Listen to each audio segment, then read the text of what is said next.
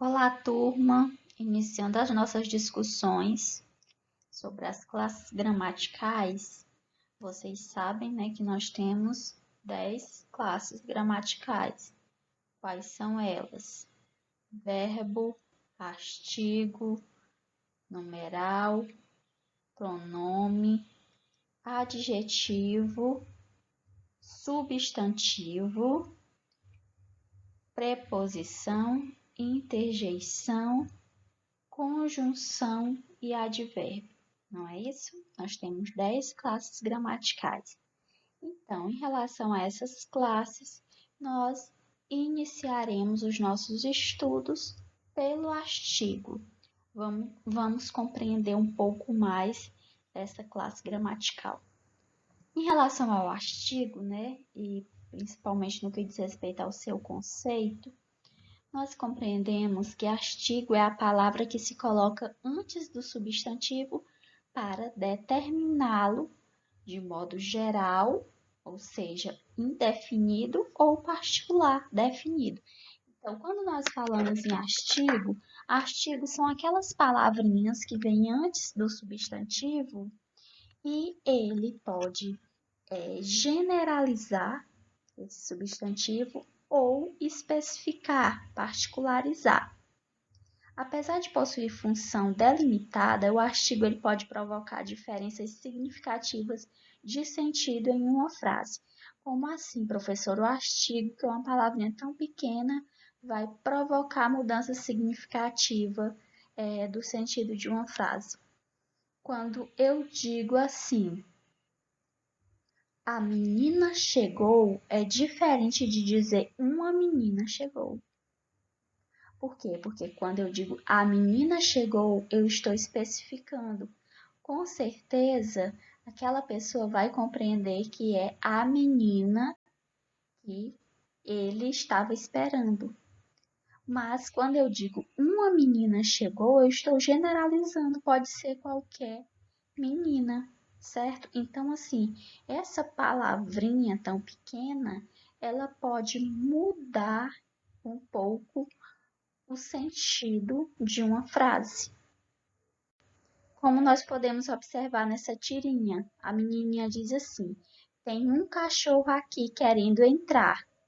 E aí o cachorrinho pensa o seguinte: um cachorro não, o cachorro. Observem que quando eu digo tem um cachorro aqui querendo entrar, pode ser qualquer cachorro. Eu não estou especificando que cachorro é esse. E diferentemente de dizer tem um cachorro aqui querendo entrar, porque quando eu digo o cachorro, eu particularizo, não é qualquer cachorro, mas sim o cachorro, ou seja, o cachorro de estimação, o cachorro do vizinho. Eu vou estar particularizando aquele cachorro e não vou estar tratando ele como qualquer um, certo? Então, aqui a gente consegue perceber essa diferença entre o artigo definido e o artigo indefinido. Porque, como o próprio nome diz, né, o artigo definido define, particulariza. E o artigo indefinido, ele generaliza o substantivo. Os artigos definidos. Os artigos definidos determinam os substantivos de maneira precisa. Quais são os artigos definidos? O, a, os e as. Aí nós temos aqui os exemplos, né? A revista publicou o escândalo. Observe que quando eu digo a revista, eu não estou falando de uma revista qualquer. Eu estou especificando que foi a revista, eu estou determinando.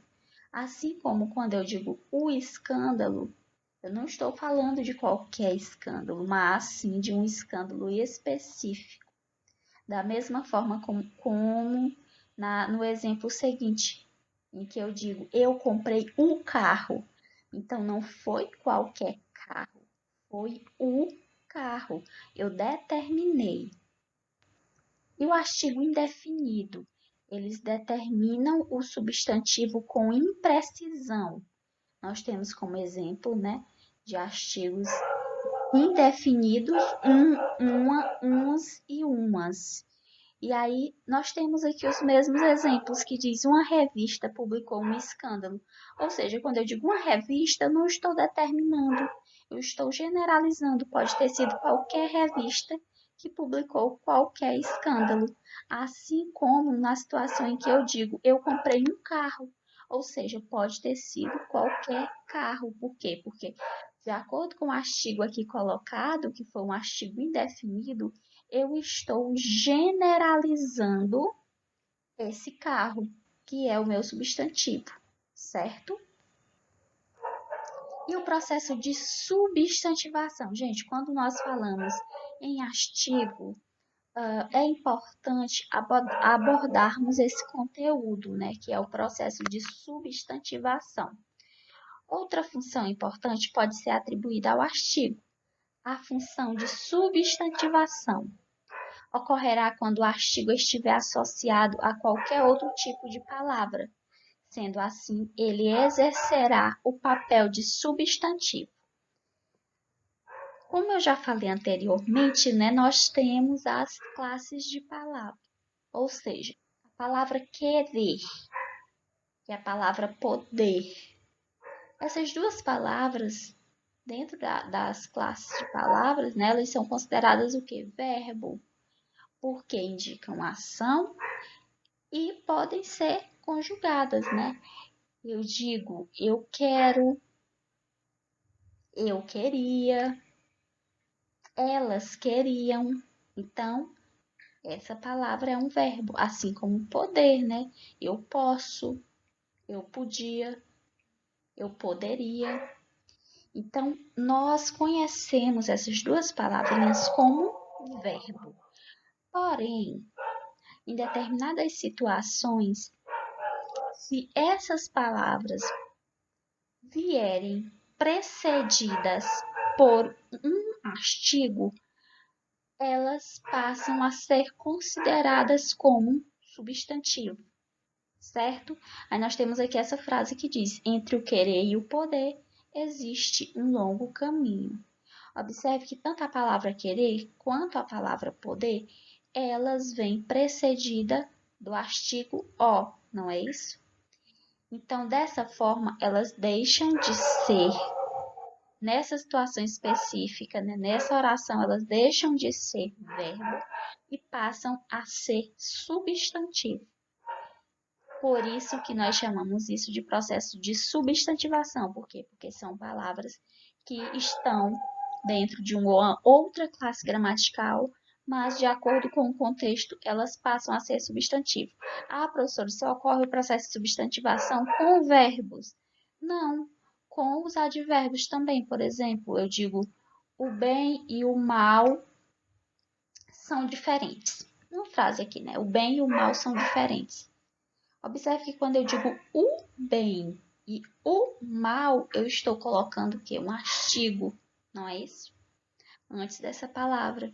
Então, nessa situação também ocorre o processo de substantivação, ou seja, a palavra ela deixa de pertencer a uma classe gramatical e torna-se substantivo porque veio precedida por um artigo, ok? Essa foi a referência utilizada e um abraço a todos e todas.